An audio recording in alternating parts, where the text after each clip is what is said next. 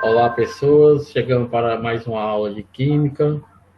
E a aula de hoje é estrutura do átomo, certo? Deixa eu colocar aqui a tela para compartilhar, tá?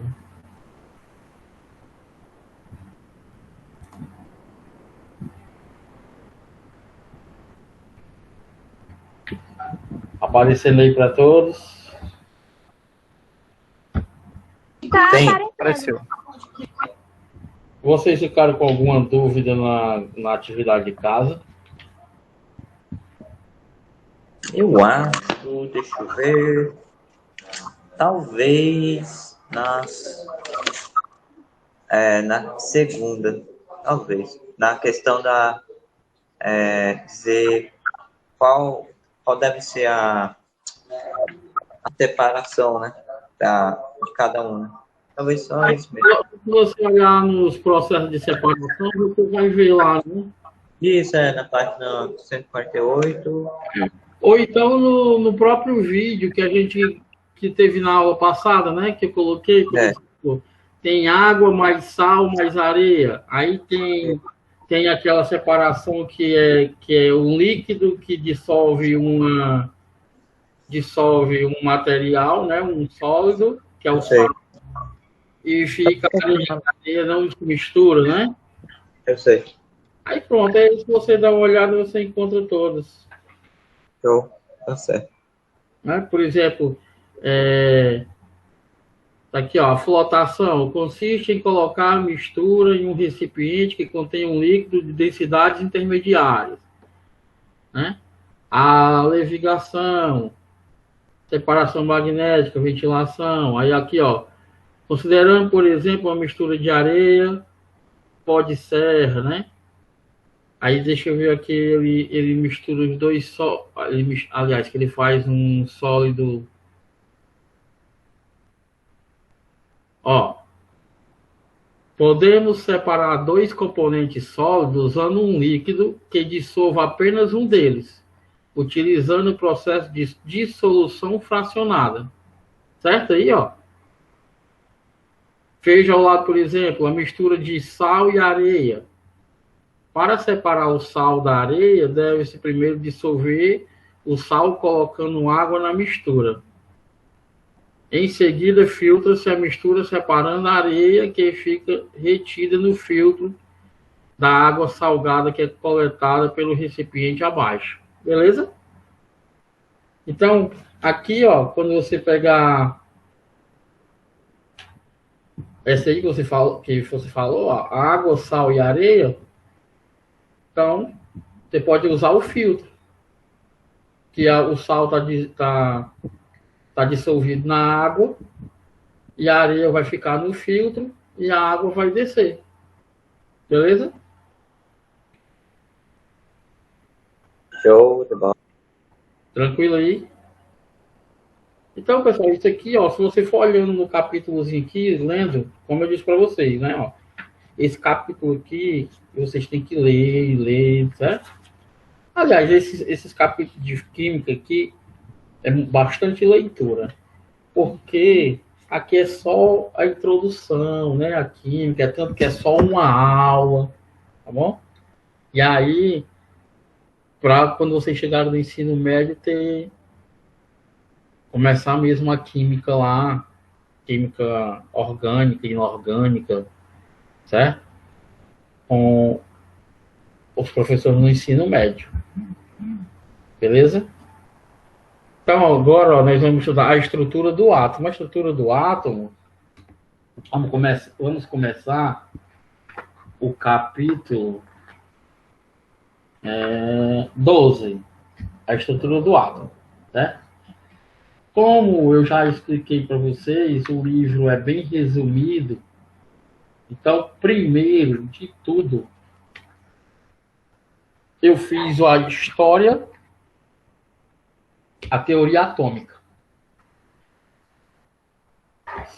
Essa nossa aula vai ser só sobre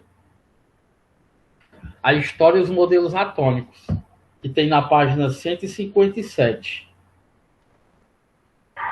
Certo? Vamos começar com essa parte. Ó, modelos atômicos. Modelo atômico de Dalton. Com a finalidade de explicar alguns fatos experimentais observados nas reações químicas, no ano de 1808, o cientista John Dalton introduziu a ideia de que todo e qualquer tipo de matéria seria formado por partículas indivisíveis, denominadas de átomos. Então, a gente sabe desde o princípio, né, que todos os corpos são feitos de átomos. E no começo lá eles diziam que os átomos eram indivisíveis. John Dalton propôs um modelo de átomo onde pregava as seguintes ideias. Ó. Toda matéria é composta por átomos. Os átomos são indivisíveis. Os átomos não se transformam uns nos outros. Os átomos não podem ser criados nem destruídos. Os elementos químicos são formados por átomos simples. Os átomos do mesmo elemento não são iguais entre si. Desculpa, os átomos do mesmo elemento são iguais entre si. Têm a mesma massa. Certo? Ele dizia que o átomo não era divisível e que todos os corpos eram formados por esses átomos. Modelo atômico de Thomson. O modelo atômico de Thomson é conhecido como pudim de passas.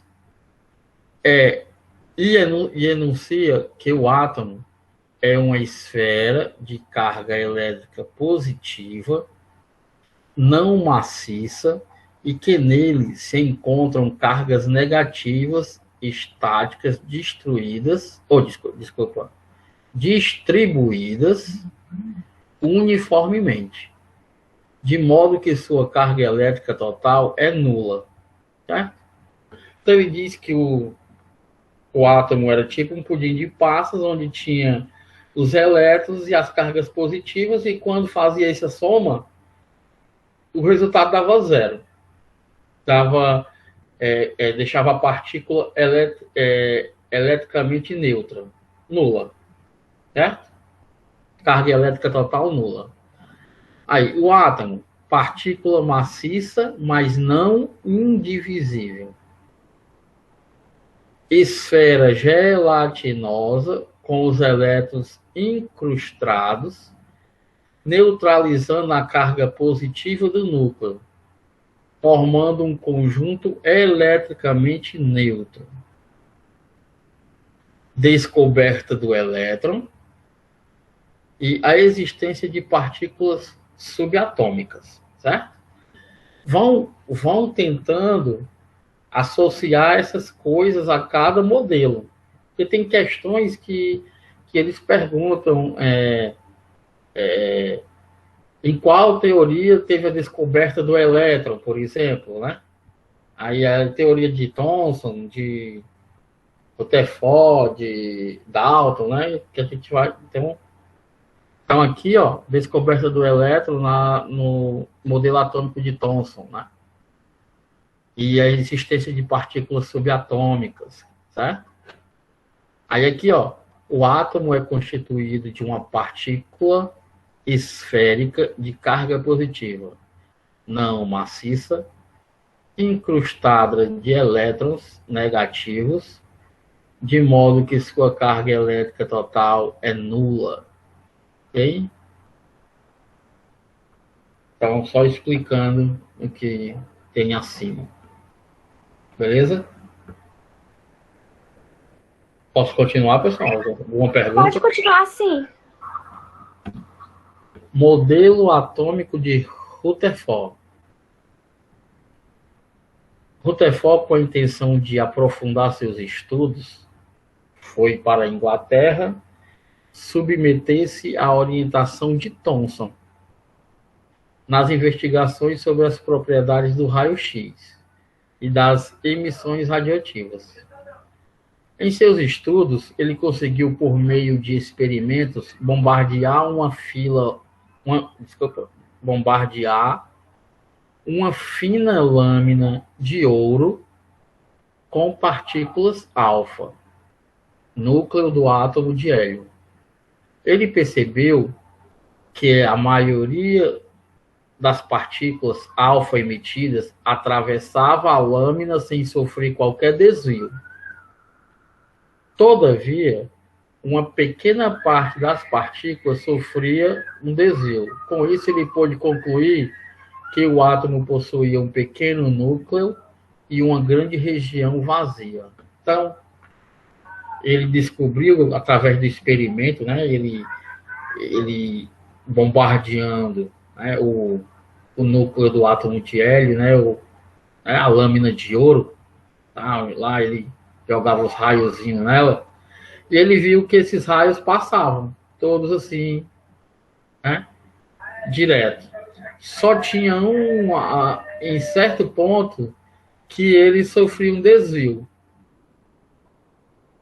Então, nesse certo ponto, ele descobriu que tinha alguma coisa maciça naquele ponto. Então, ele descobriu que tinha um núcleo. E ao redor do núcleo, uma camada muito grande, né? Uma parte vazia. Né? Então, o átomo é formado de grandes espaços vazios, tendo em vista que a maioria das partículas atravessaram a lâmina sem sofrer desvios. 2. O átomo é formado por duas regiões distintas. O núcleo, olha aí, ó. Então aqui ele já determinou, na teoria dele, no modelo dele, que existe o núcleo, né? E ao redor do núcleo existe a eletrosfera.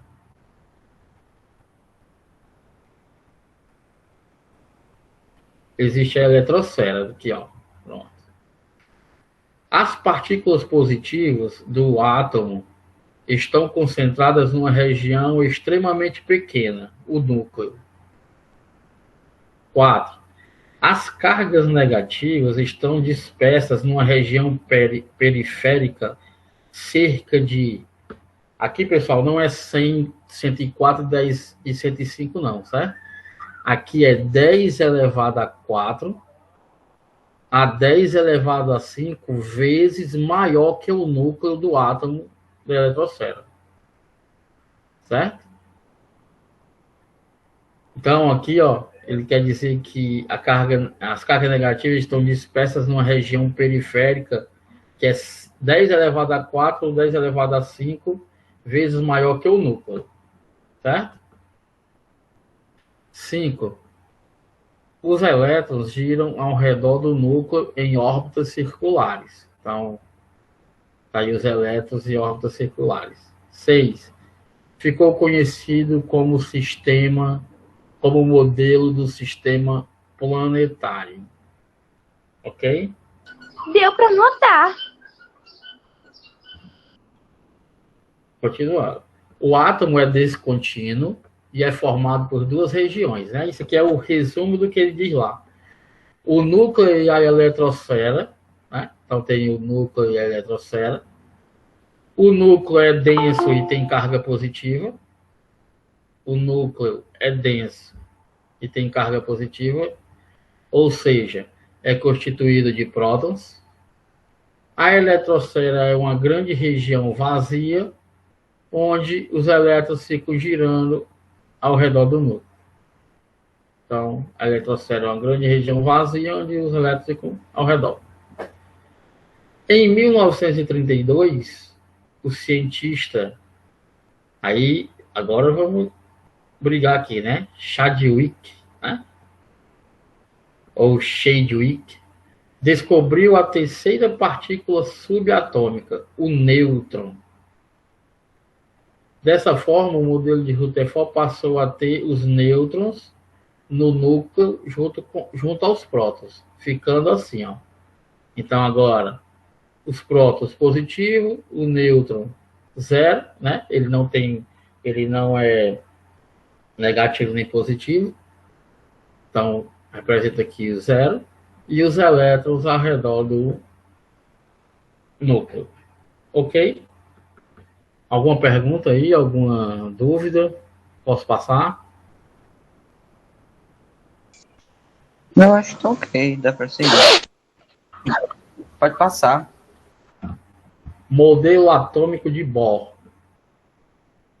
Aprofundando-se no modelo proposto por Rutherford, Niels Bohr, em 1923, conseguiu completá-lo introduzindo a ideia de que os elétrons só se movem ao redor do núcleo quando estão alocados em certos níveis de energia. Dessa forma, um elétron só poderia mudar de nível se ganhasse ou perdesse energia, certo?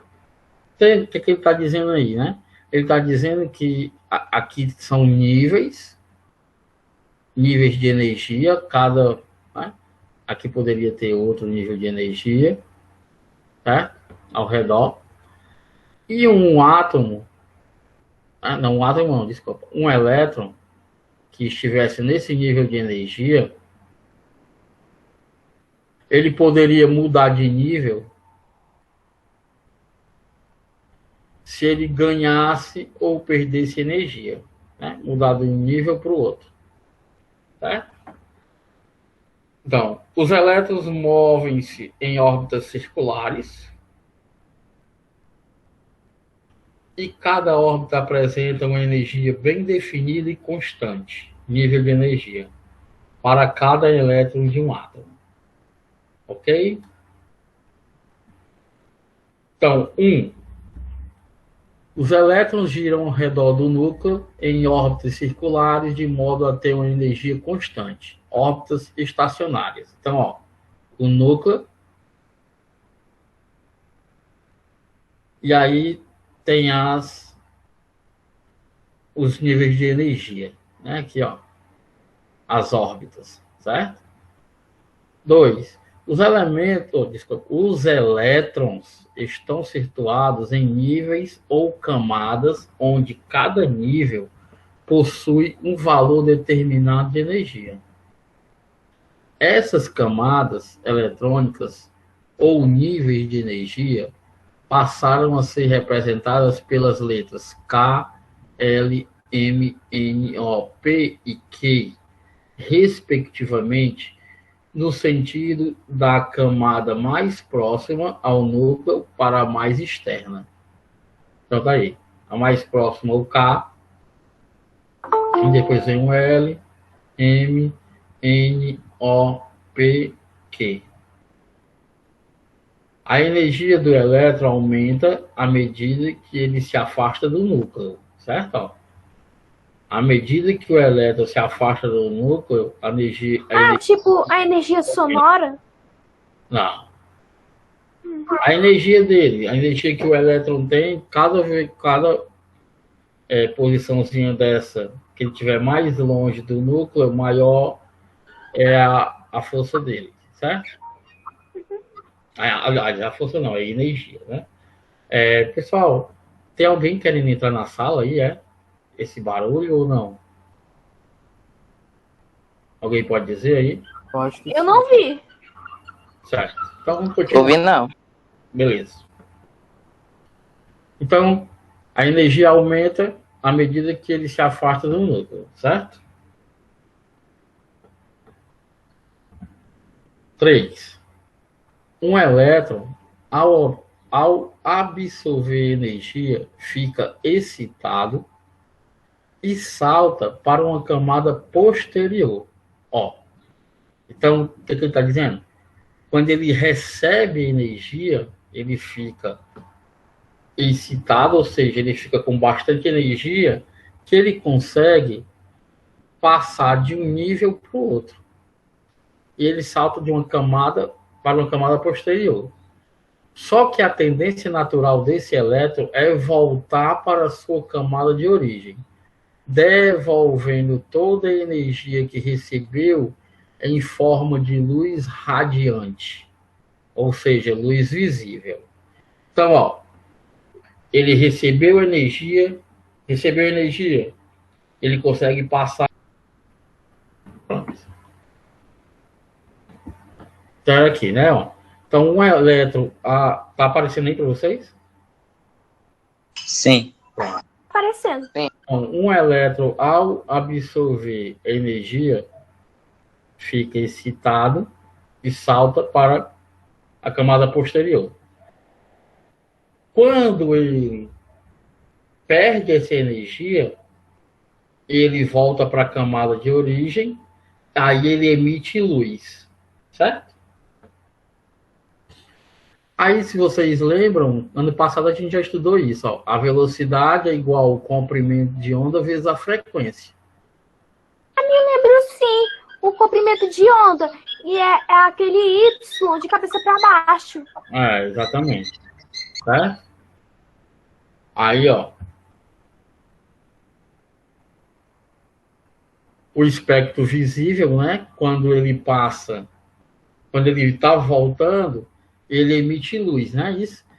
E aí, pessoal, aqui eu coloquei para vocês olharem que o espectro visível ele é bem pequeno, ó. Nós temos aqui raios gamas, raios X, ultravioleta, infravermelho, ondas de rádio, e o espectro visível é só essa áreazinha aqui, ó, que é a luz visível, que é o que a gente consegue enxergar, tá? Que vai de 400 nanômetros até 700 nanômetros. Se a gente olhar, isso aqui são as cores do arco-íris, né? Então, ó, aqui tem uma tabela aqui com as cores e com o comprimento de onda e a frequência, certo? Para não se estender muito, eu não vou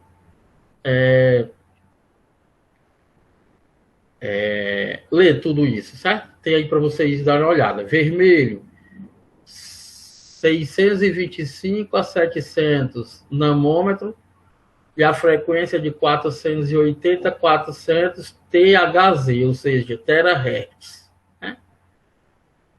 Quem lembra que o que é frequência? Frequência é a quantidade de oscilações, né? Certo? Nota que quando os raios gamas, ela oscila bastante, ó. Raio X vai diminuindo a oscilação, né? Infravermelho, ultravioleta, aí os raios, as ondas de rádio, ok? Aí as aplicações, né, que podem acontecer, ó. A gente pode ter aplicações de elemento químico, que aqui, ó, o sódio, a cor da chama é amarela, o potássio, a cor da chama é o violeta, né? Então, isso aqui é uma tabelazinha com o elemento químico e a sua cor da chama.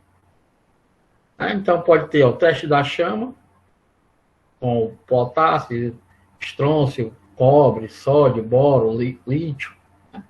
Que eles são de cores diferentes. Né?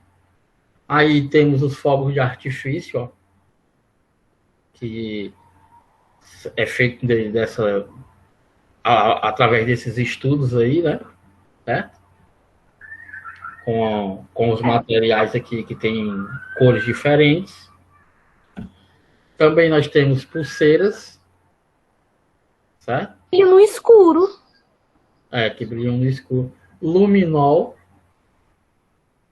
Para quem não sabe o que é o luminol é um pó feito de nitrogênio, hidrogênio, oxigênio e carbono. Você mistura em água oxigenada e essa solução, quando ela é borrifada em algum local, se tiver tido sangue naquele local, ele mostra aonde tinha o sangue. Então, isso é muito usado, pessoal, em perícia, né? Local aconteceu um crime, por exemplo, né? E aí a pessoa lavou, não vou limpar aqui para tirar o sangue e tudo, aí deixa tudo limpo lá, né? Mas aí quando a perícia chega, se ela quer descobrir se teve sangue ou não, ela passa esse luminol, certo? Esse produto. E aí aonde tem sangue, com os raios infravermelho ou ele é no escuro, ele fica luminoso. Então essa parte aí que vocês estão vendo, que fica luminosa aqui, ó, é tudo parte que tinha sangue. Aqui mostra, por exemplo, calçada, alguém pisou, né, ó, onde tinha o sangue, e quando pisou no chão, ficou a marca. E o incrível é que você pode lavar isso aqui umas 10 vezes. Eu estava dando uma olhada, sabe? Dando uma pesquisa nisso aqui. Você pode lavar isso aqui umas 10 vezes, esse local que teve sangue. Quando você vem com o luminol, em 5 segundos ele encontra os locais de sangue. Parece bem divertido, mas eu tinha essas pulseiras que brilham no escuro, mas só que eu tinha perdido algumas quando eu fui lá pra minha tia. Ah, tá certo. E aí temos também as lâmpadas de alta pressão, que são as vapor de sódio. Certo? Então, tudo isso aqui são aplicações aqui, né, quando veio o modelo de Bohr, que aí ele descobriu que os elétrons estão ao redor do núcleo, que eles passam de uma camada para outra, porque ele recebeu energia, e quando ele libera essa energia, ele volta para a camada anterior, liberando luz. Né? Certo? Aí o espectro visível, para mostrar qual é o espectro visível da gente, e as aplicações naquilo tá aqui: fogos, luminol, pulseira, vapor de sódio. Beleza? Então isso aí é um resumo que eu coloquei para vocês da página 157, certo? O átomo e a história e modelos. Aí aqui vocês dêem uma lida, certo? Beleza? A atividade de casa é a página 158. Aí no livro de vocês, tá bom? Faça a atividade, manda na agenda Edu. E não esqueça de nos seguir nas redes sociais. E um abraço virtual, né? Já que a gente não pode abraçar ninguém nesse período. Não saiam agora. Deixa eu confirmar a frequência. Tchau. E até a próxima. E antes de sair aqui, pessoal, que vai ficar gravado esse vídeo, eu quero pedir desculpas e vou comunicar à coordenação que teve um gaiato, né, que pediu para entrar na sala só para fazer besteira. Não sei se foi aluno de outra turma, né, se foi algum aluno do 8º ano, mas eu não sei. Ou alguém do 9º ano passou esse link para alguém. Porque esse link, pessoal, só está na agenda Edu, que são vocês os alunos. Né? Tá certo? Vou parar aqui a apresentação. Para a gravação.